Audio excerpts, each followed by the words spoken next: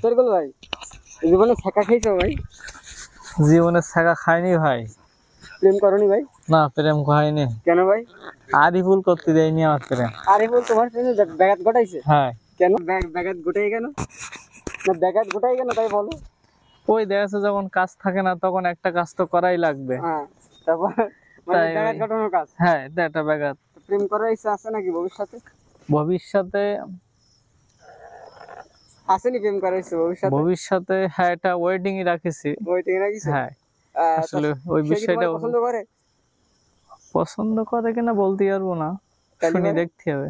শুনি দেখতে হবে। আব্বার পাঠাই দেওয়া না, শুনে আসবেন। মেয়ে দেখতে কেমন? মেয়ে দেখতে মেয়ে লোকের মতন। মেয়ে লোকের মতো না, একটু হ্যাঁ, সৌন্দর্য গঠন প্রণালী? ও সৌন্দর্য গঠন প্রণালীর দিক থেকে আরিফুল ভালো বলতে পারবে এ বিষয়ে। ভালোবাসা তুমি প্রেম করো তুমি, আরিফুল কিভাবে ভালো বলতে পারবে? ওই ডেস্কে আপনি কথা বলতে পারেন না ভালোবাসো তুমি না, আরিফুল তো এখন খালি গায়ে, এই জন্য ওর দিকে ক্যামেরা ঘুরাইতে পারতেছি না, এই লেগে তোমার কাছে জিজ্ঞেস করতেছি। একটা মেয়ে লোকের যা থাকে, দুটো চুল থাকে, হাত থাকে, পা থাকে। ও আচ্ছা আচ্ছা। হ্যাঁ, খতম। আমার সব ছাড়ে বলো।